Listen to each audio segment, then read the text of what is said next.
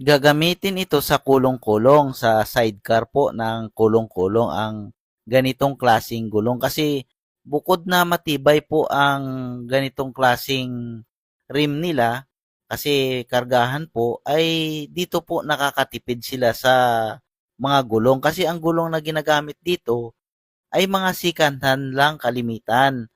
Yung mga pinagpalitan ng mga motorcycle. Like Inmax kasi number 13 ito. 130, 70, 13. Kaya ito ang ginagamit ng kalimitan ng mga may mga kulong-kulong dito sa lugar namin. Kaya nga, ito po ay marami ang ganitong klasing mga rim na ginagamit dito sa amin para kargahan nila ng mga gulay at saka mga paninda kasi matibay po ito ang rim. Hindi katulad ng mga nakarayos na minsan nababalian po ng rayos yan pag ginamit sa sidewheel na kargado ang kanilang mga motor o tricycle. Kaya pinasya nila na ito talaga ang gagamitin kasi bukod sa matibay, ang mga bearing nito matibay din kasi naka-knuckle bearing po siya. Kaya tumatagal ang ganitong setup. Kaya tayo ay dahil ito ang kanilang mga gulong, ay kailangan natin mahanginan ito ng maayos. Kasi sa totoo lang, marami talagang ibang mga tireman na nahihirapan dito maghangin sa ganitong setup ng mga gulong.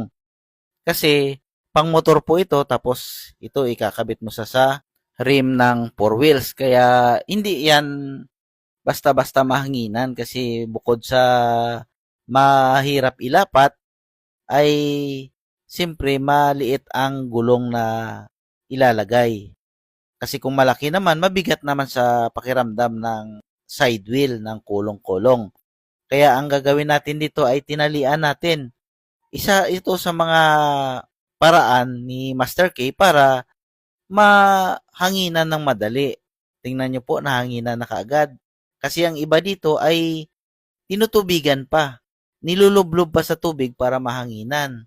Kaso lang, kung maglagay ka naman ng sealant, ay may halo na siyang tubig. Kaya nga mabilis mangamoy yung sealant at saka masira ang sealant. Kaya ito ang paraan ko ay maraming matututo dito kasi pinapakita ko ito dahil hindi lang sa aking kapakanan kasi paano kung maplatan to sa ibang lugar na walang alam sa ganitong diskarte, mangangamuti siya. Kaya nga ako ay binibidyo ko at saka sinishare ko para maibahagi ko hindi lang sa akin kundi sa ibang mga tireman na hindi pa naka-experience ng ganitong klasing paggawa.